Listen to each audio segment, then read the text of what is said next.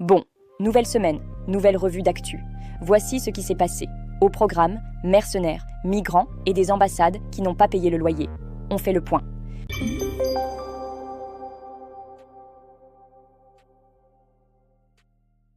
Commençons par le gros dossier de la semaine, le 10 juin au Niger. Des migrants majoritairement ivoiriens, bloqués à Assamaka après avoir été refoulés d'Algérie, se sont fait gazer par les forces de l'ordre. Ils demandaient juste à l'OIM de les aider à rentrer chez eux. Et c'est que la partie visible de l'iceberg. Depuis avril, plus de 16 000 migrants africains ont été refoulés d'Algérie, souvent dans des conditions violentes.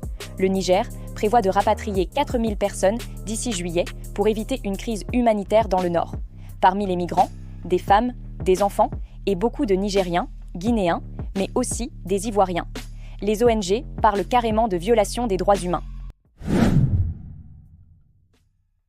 Wagner out, Africa Corps 1.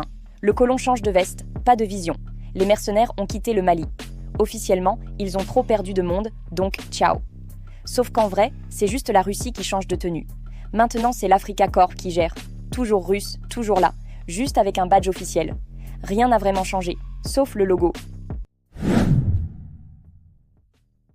11 juin.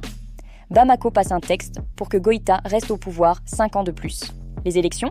Toujours reportées. Les partis ? Presque dissous. Bref, c'est la transition qui s'éternise comme une série Netflix sans fin. Le Nigeria menace de fermer 34 ambassades à Abuja. Pourquoi ? Ça fait 11 ans qu'elles n'ont pas payé leur loyer foncier. Total de l'ardoise, 3,7 millions de naira. Parmi les mauvais payeurs, la Chine, l'Afrique du Sud, l'Allemagne, mais aussi des voisins comme la Côte d'Ivoire, le Ghana, la Guinée, le Niger. Problème, la Convention de Vienne interdit de toucher aux ambassades. Donc ça pue le clash diplomatique. Les 9 et 10 juin, 2 gars ont été arrêtés au Mali pour avoir partagé des fausses infos en ligne.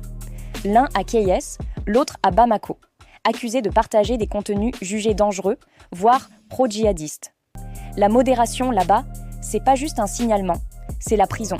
Un post de trop et tu finis offline, mais genre vraiment. Voilà pour les grosses actus de la semaine. T'as une actu qui t'a choqué ou fait rire jaune ? T'as les commentaires pour nous les dire. Like, partage si tu veux que ça tourne.